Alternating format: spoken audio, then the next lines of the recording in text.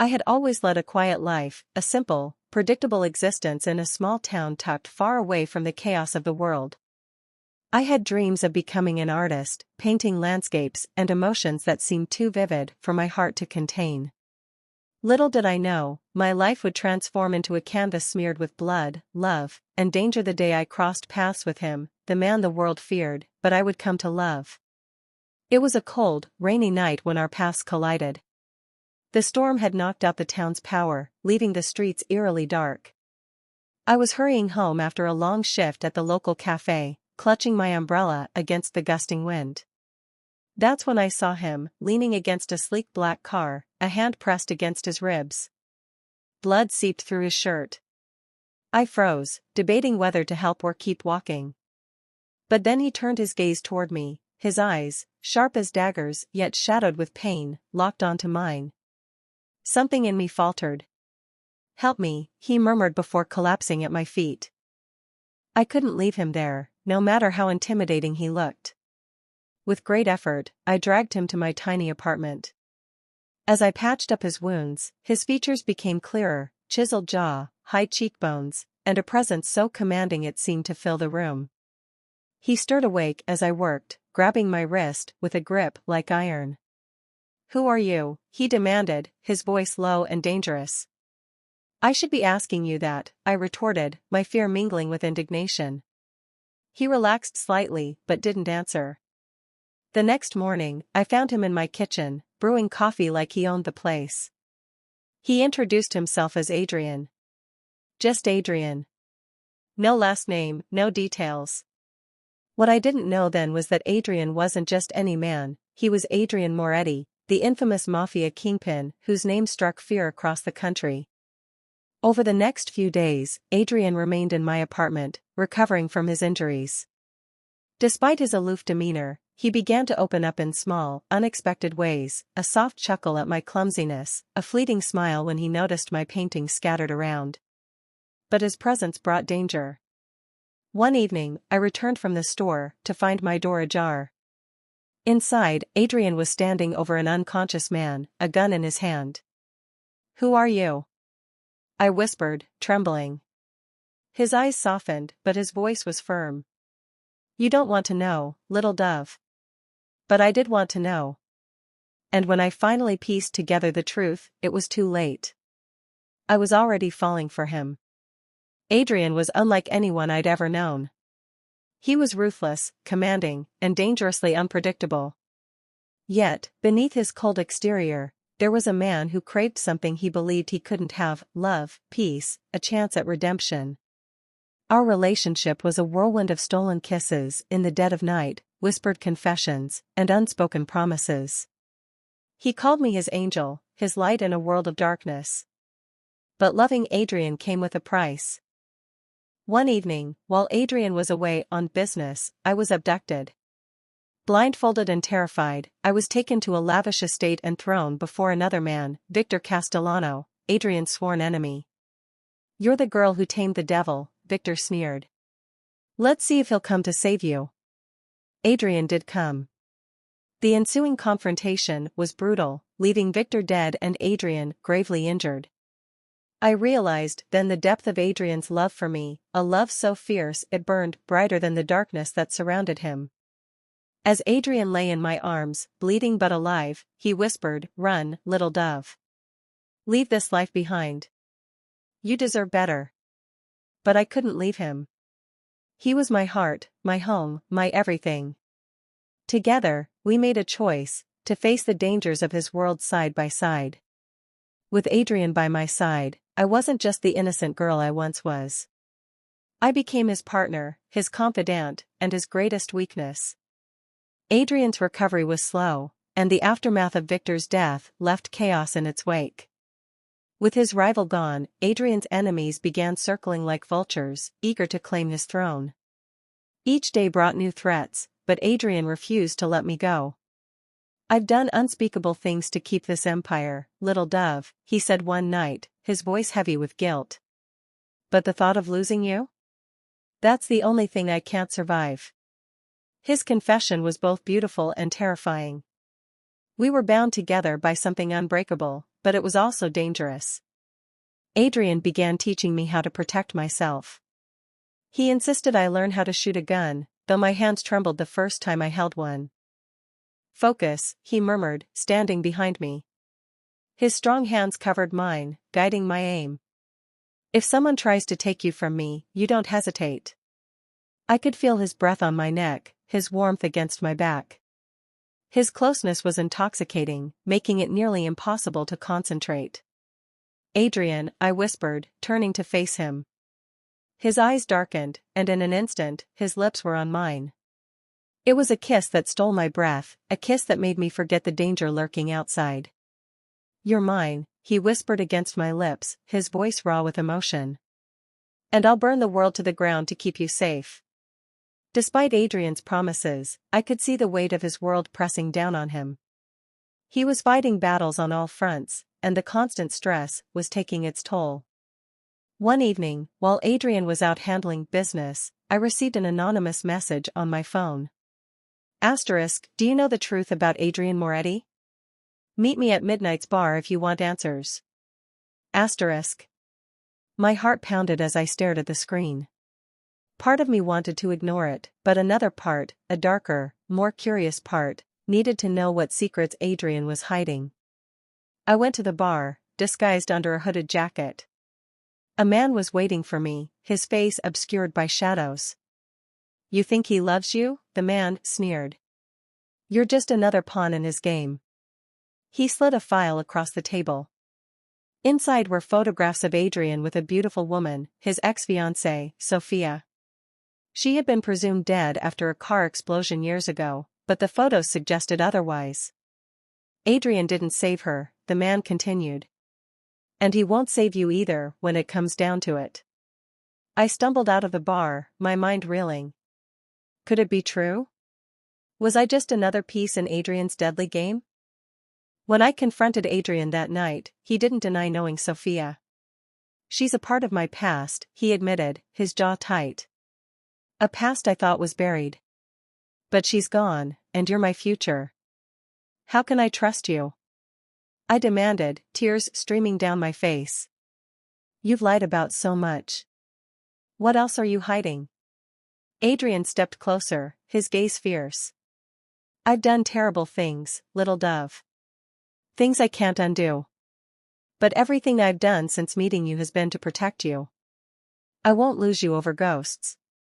His words pierced through my doubts, but the seed of mistrust had already been planted. A week later, Adrian's world came crashing down. A mole within his organization leaked his location to a rival syndicate. They ambushed us while we were driving back from a secluded cabin, a rare moment of peace we had stolen for ourselves. Gunfire erupted, and chaos ensued. Adrian shielded me with his body, taking a bullet to the shoulder as we escaped into the woods. We found temporary refuge in an abandoned cabin. Adrian was pale, his blood staining the wooden floor as I tried to stop the bleeding. "You should have left when I told you to," he rasped, his voice weak. "I'm not leaving you," I said fiercely, pressing a cloth to his wound. "I love you, Adrian, even if it destroys me." His eyes softened, and he reached for my hand. "It won't destroy you, little dove. I'll destroy anyone who tries." But I could see the fear in his eyes, the fear of losing me, the fear that his world would swallow us both whole. To survive, Adrian was forced to strike a deal with an unlikely ally, Marcus Vieri, another Mafia boss, with his own motives. Marcus was cold and calculating, his eyes lingering on me a little too long for Adrian's liking. "She's off limits," Adrian growled, pulling me closer. Marcus smirked. "Relax, Moretti. She's more useful alive than dead." The alliance was fragile, and the tension between the two men was palpable. But it was our only chance to eliminate the threat that had been hunting us. The climax came in a fiery battle at an abandoned warehouse. Adrian and Marcus joined forces to take down the rival syndicate, but betrayal was inevitable. During the chaos, Marcus turned on Adrian, aiming a gun at his back. I acted without thinking, grabbing a discarded weapon and firing. The bullet hit Marcus square in the chest, and he crumpled to the ground. Adrian turned to me, his expression a mixture of shock and pride. "You saved my life," he said, pulling me into his arms. "You've saved mine more times than I can count," I replied, tears streaming down my face. As the building burned around us, Adrian kissed me with a passion that made the world fade away. We had survived, but we both knew the war was far from over. In the months that followed, Adrian worked to dismantle his empire, determined to build a life free from violence. It wasn't easy, and the ghosts of our pasts haunted us, but we faced them together. "I don't deserve you," Adrian said one night as we lay tangled in each other's arms.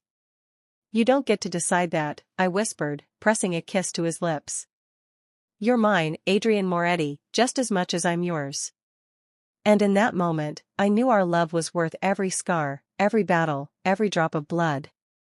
Because in the end, love was the one thing even darkness couldn't destroy. Life with Adrian wasn't a fairy tale, but it was ours.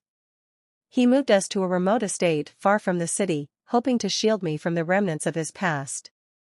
The mansion was a fortress surrounded by acres of wilderness, but even its walls couldn't keep the ghosts of Adrian's empire at bay. One afternoon, while Adrian was handling a business call in his study, I ventured into the mansion's library. The room was massive, with towering shelves filled with books that looked like they hadn't been touched in decades. As I trailed my fingers along the spines, something caught my eye, a small leather journal hidden behind a row of dusty tomes. Curiosity got the better of me, and I opened it. The first few pages were filled with neat handwriting, detailing Adrian's plans to expand his territory and secure alliances. But as I flipped further, the entries grew darker, recounting betrayals, assassinations, and debts paid in blood. My heart sank as I read one particular entry. Sophia knew too much. Her death wasn't an accident. It was necessary. I dropped the journal as if it had burned me. The room seemed to close in, my breath coming in short gasps. Adrian had always been honest about his ruthlessness, but this was different. Had he truly killed the woman he once loved?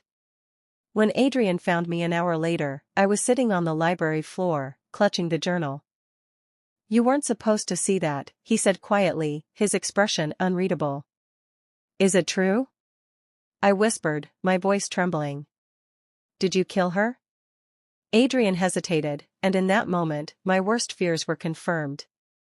"She betrayed me," he said finally, his voice heavy with regret. "She was working with my enemies. If I hadn't acted, everything I'd built would have crumbled." I stared at him, trying to reconcile the man I loved with the monster described in the journal. "Am I safe with you?" I asked, my voice barely above a whisper. Adrian knelt before me, his hands gripping mine.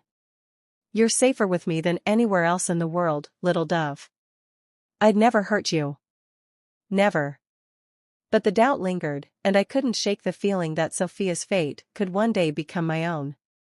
The days that followed were tense, the air between us thick with unspoken words. Adrian sensed my unease but didn't push me to talk. Instead, he threw himself into work, determined to eliminate the last remnants of his enemies. One night, as I was painting in the sunroom, the doorbell echoed through the mansion. Startled, I glanced at the clock. It was nearly midnight. Adrian appeared moments later, his expression dark as he strode to the door. "Stay here," he ordered, his tone leaving no room for argument. I watched from the shadows as he opened the door to reveal a man I didn't recognize.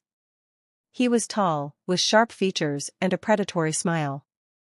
"Hello, Moretti," the man drawled. "Long time no see." Adrian's jaw tightened. "What do you want, Nikolai?" The man's smile widened. "Just a little chat. Mind if I come in?" Their conversation was low and tense, but I caught snippets, mentions of debts, alliances, and something about a shipment. Adrian's tone was calm but icy, and Nikolai's laughter sent shivers down my spine. Before leaving, Nikolai glanced in my direction. Though I was hidden, his gaze felt like it pierced right through me.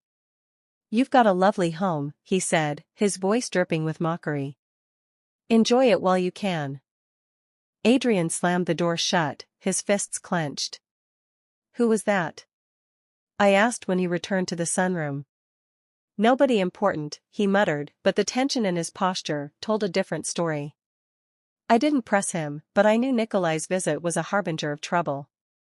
The strain between Adrian and me deepened as his enemies closed in.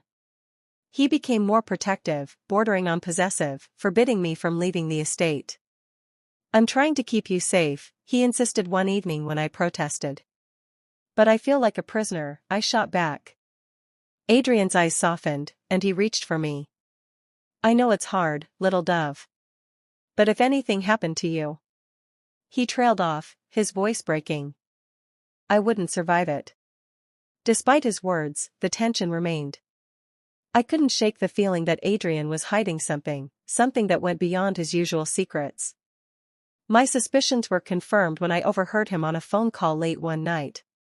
She doesn't need to know, he said, his voice low and urgent. I'll handle it. Handle what? And why couldn't I know? The answer came sooner than I expected. One evening, I was exploring the mansion's east wing when I stumbled upon a locked door. I'd seen Adrian enter the room before, but he'd always been careful to keep me away. Driven by a mix of curiosity and suspicion, I searched for the spare key. When I finally unlocked the door, what I found inside made my blood run cold. The room was filled with files, photos, and maps. At the center of it all was a detailed plan, a plan to eliminate Nikolai and his entire network. But what caught my attention was a single file labeled with my name. Inside were photographs of me from years ago, long before I'd met Adrian. There were notes about my habits, my family, even my dreams of becoming an artist. My hands trembled as I pieced it together.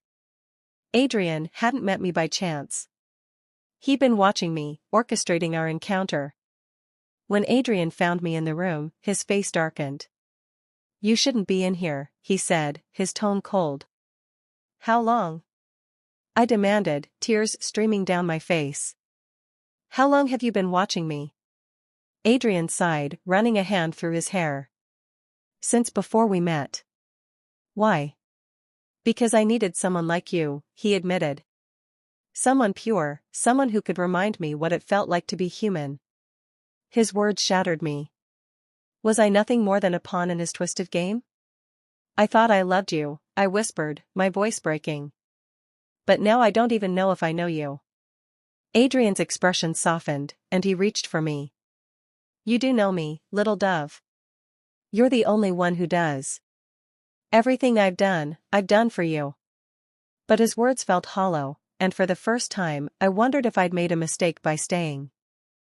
The tension between us came to a head when Nikolai launched a full-scale attack on the estate. Adrian's men fought valiantly, but the enemy's numbers were overwhelming. Adrian and I ended up cornered in the mansion's grand hall, surrounded by gunmen. This is my fault, I whispered, tears streaming down my face. Adrian shook his head, pulling me close. No, little dove. This is on me. But I'm going to get you out of here. He kissed me fiercely before turning to face Nikolai's men, his gun raised. The battle that followed was chaos, but somehow we survived. Adrian took down Nikolai himself, ending the war once and for all. In the aftermath, we stood together in the wreckage of the mansion, bloodied but alive. I don't deserve you, Adrian said, his voice raw. Maybe not, I replied, my voice trembling. But I can't imagine my life without you. As we embraced, I realized that our love, though flawed and dangerous, was worth fighting for. The world around us had changed, scarred by battles fought and blood spilled, but Adrian and I had found our peace in the chaos. We stood together on the balcony of our new home, the city lights stretching out before us like a sea of possibilities. His arm wrapped around my waist, pulling me close. I never thought I could have this, Adrian murmured, his voice soft and filled with awe. A life, a love, someone like you. I turned to him, my heart swelling with a love that had endured the darkest storms. We're not perfect, Adrian. But we have each other. And that's all I need. He cupped my face, his eyes shining with unspoken promises. You're my light, little dove. my reason for everything. As long as I have you, I'll never lose my way again. And as he kissed me under the stars, I knew that our story wasn't one of perfect endings, but of enduring love, flawed, fierce, and forever ours.